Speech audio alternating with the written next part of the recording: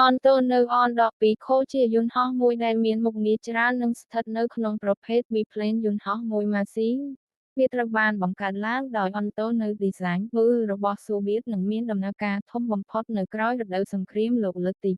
2 មានបន្ទុកសម្រាប់បុគ្គលិកបើកបរមួយទ្រេ 2 នាក់និងអាចផ្ទុកអ្នកដំណើរបានប្រមាណ 12 នាក់ វាមានទំហំប្រហែល បនតោយ 12.4 ម៉ែត្រ កម្ពស់ប្រហែល 4.1 ម៉ែត្រ និងបង្ហោះបរិមាណស្មើប្រមាណប្រហែល 5.500 គីឡូម៉ូតនៅពេលពេញបញ្ជាសរ យន្តហោះ On-12 មានលក្ខណៈពិសេស FTOL Short Take Off and Landing មានភាពអាចបត់ចេញពីភ្លើងហោះមិនទៀងទាត់ដែលមិនមានHOTRO Runway យន្តបាវេតបានយ៉ាងល្អ វាម៉ាស៊ីនរ៉ាឌីលស្វិតស៊ើA-62 មាន 9 ស៊ីឡាំង កម្មវិធីប្រើប្រាស់របស់វាមានច្រើនដឹកជញ្ជូនអ្នកដំណើរនិងទំនិញកសិកម្មមានមុខងារសម្រាប់ពូជបូជាផ្កានិងសម្អាតបរិយាកាសជំនួយពេទ្យយន្តហោះដែកទឹកនិងករណីអាសន្នផ្សេងៗទៀត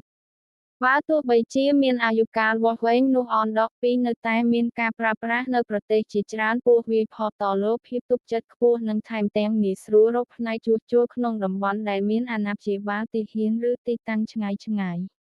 បញ្ហាមួយចំនួនដែលត្រូវបានរាយការណ៍គឺការប្រើប្រាស់ប្រេងសាំងច្រើននិងសំឡេងថោកជាងយន្តហោះម៉ាស៊ីនសំឡេងទាបៗថែរក្សាអ្នកបើកបររស់គ្រាន់តែមានចំនួនមានជាងមួយ